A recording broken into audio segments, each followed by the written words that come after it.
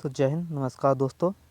तो दोस्तों, मैंने यहाँ पे आपको पिछले वीडियो में कुछ हद तक यहाँ पे आपको परिभाषित करके बताया था। यहाँ पे इसका जो विज्ञान है, इसका आपको पहला चैप्टर का क्लास 8 का यहाँ पे पहला चैप्टर का कुछ मैंने प्रोसेस दिखाया था। उसके बाद यहाँ पे मैं इस वीडियो में इस चैप्टर को यहाँ पे क्लोज करने जा रहा हूँ। तो चलिए आगे इस क्लास में क्या है हम आपको दिखाते हैं। तो स्टूडेंट, यहाँ पे मैंने पिछले वीडियो में यहाँ तक मैंने आपको समझा दिया था कि आपको किसी भी लकड़ी को जलाने के लिए आपको क्या कहता है, उसमें ज़्यादा तापमान की ज़रूरत पड़ती है। और यहाँ पे आप किस तरीके से आप जला सकते हो, उसके लिए आपको 4 विधि मैंने अपनाया था।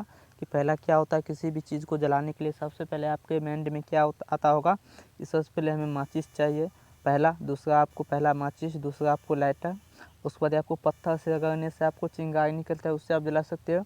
या सब जिस तरह से यहाँ पे आपको चित्र में दिखा गया कि हैंडलेस से भी आप जला सकते हो। कि मैंने आपको टोटल 4 यहाँ पे तरीकों को आपको अभ्यास करके आपको बता दिया था। उसके बाद चलिए यहाँ पे अगला टॉपिक हमारे पास जो है, उसमें आपको टॉपिक में क्या कहता है कि गर्मियों के मौसम में स्टूडेंट देखते होगे कि जंगलों में या तो पहाड़ी इलाका में ऑटोमेटिक आपको आग पकड़ लेता है। तो उसको आपको क्या कहता है कि दावा नल उसे कहा जाता है। कि जैसे यहाँ पे आपको बताया गया है कि गर्मियों के मौसम में बहुत गर्मी पड़ने पर कुछ स्थानों में सूखा घास आग पकड़ लेती है। यहाँ पे गर्मी के मौसम में जो होता है ना, कुछ यहाँ पे आपको घास जो होता है, सूखे हुए जले हुए घास, उसमें आग पकड़ लेती है, जिससे पूरा जंगल ही आग के लपेट में आ सकता है। जिसे क्या कहता है, दावानल कहा जाता है। उसको क्या कहता है, दावानल। जैसे आपको पहाड़ी इलाका में ये ज़्यादा होता होगा कि ज्वाला ज़्यादा तापमान बढ़ने से यहाँ पे नीचे की ज़मीन आपको गर्म हो जाती है। उससे आपको जो नीचे ज़मीन पे जो जला हुआ या घास रहता है या आपको सूखा हुआ रहता है, उसमें आपको आग पकड़ लेती है, जिससे क्या होता है, पूरे जंगल को लकड़ी यहाँ पे आपको जल उठता है। उससे यहाँ पे बहुत सारे जीव जंतु वहाँ पे बहुत नुकसान पहुँचता है। उसको क्या कहा जाता है कि दावानल कहा जाता है। क्या कहता है जो दावानल, वह पदार्थ जिसका ज्वलन ताप कम होती है आसानी से आग पकड़ लेते। जिसका ज्वलन ताप कम होगा, जैसे पेपर होता है या फिर लकड़ी होता है, पतला सा लकड़ी, उसका ज्वलन ताप क्या होता है, जैसे पुआल होता है, इसका ज्वलन ताप आपको कम होता है, इसमें आसानी से आग पकड़ लेते हैं। और कभी कभी माचिस की तीली ऐसे ही स्टोर के गवर्नर के बगल में आग की ज्वाला से दूर रखने पर आग पकड़ लेता है। क्या आप इसका कारण बता सकते हैं। यहाँ पे आपको क्या कहें कि वार्नर के बगल में आग की ज्वाला से दूर रखने पर आग की पकड़ लेती है। क्या आप इसे बता सकते हैं। उसके बाद है कि किसी पदार्थ का ज्वलन ताप उस पदार्थ का रासायनिक प्रक्रिया पर निर्भर करता है। किसी पदार्थ का जो ज्वलन ताप होता है, उसकी रासायनिक प्रक्रिया पर निर्भर करता है कि उसमें कितना जल्दी आग पकड़ ले। चलिए हम दिखाते हैं, आगे आपको बताते हैं क्या होता है, किस पे निर्भर करता है, उसकी रासायनिक अभिक्रिया पे निर्भर करता है। यहाँ पे जैसे दिया है, किसी पदार्थ का ज्वलन ताप उस पदार्थ की रासायनिक प्रक्रिया पर निर्भर करता है। जिस तरह से आपको यहाँ पे पानी हुआ, इसमें आपको आग नहीं पकड़ सकता है, कभी नहीं पकड़। उसके बाद यहाँ पे पेट्रोल हुआ, पेट्रोल का ज्वलन ताप क्या होता है, केरोसिन के ज्वलन ताप से कम होता है।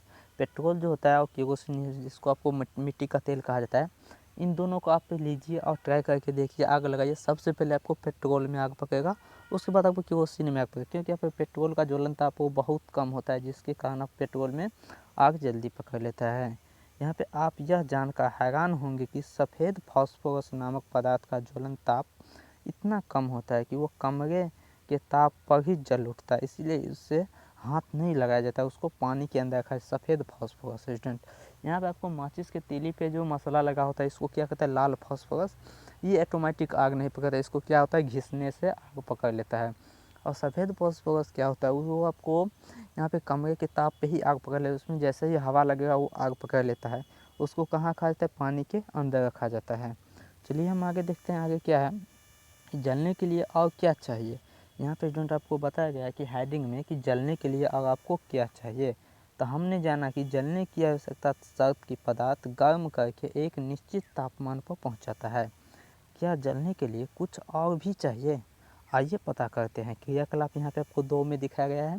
पहला में तो दिखाया गया तो हैंडलेस से भी आप जला सकते हो, और दूसरा में आपको जलने के लिए क्या चाहिए। तो चलिए यहाँ पे चित्र को आपको गौर से देखिए कि एक बच्चा ने क्या किया है कि आपको एक मोमबत्ती, पतला सा मोमबत्ती जला लिया है और उसके ऊपर एक शीशे का गिलास को ढक दे रहा है।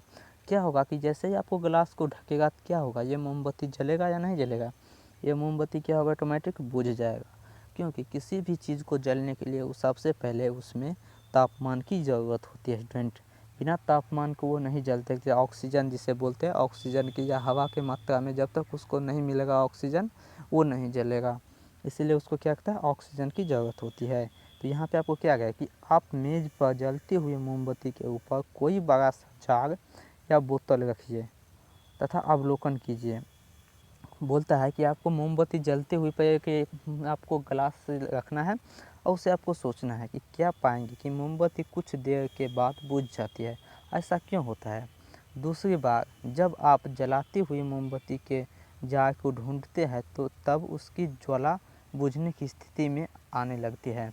जैसे उस पर हम ग्लास की आपको कोई भी चीज़ लकड़ी को डालेंगे तो वो बुझने की स्थिति में आने लगेगी। उस समय जार को हटा लीजिए, आप क्या पाते हैं? अगर हम हटा लेते तो क्या पाते हैं कि आप पाएंगे कि मोमबत्ती की ज्वाला पहले की तरह ही हो गए, पहले की तरह आपको जलने लगी है। क्या इससे पता चलता है कि दहन और हवा का होना आवश्यक है, अति आवश्यक है। दहन और हवा का होना, बिना हवा के, बिना ऑक्सीजन को आप क्या कर सकते हैं, आपको मोमबत्ती को, किसी भी चीज़ को नहीं जला सकते हैं।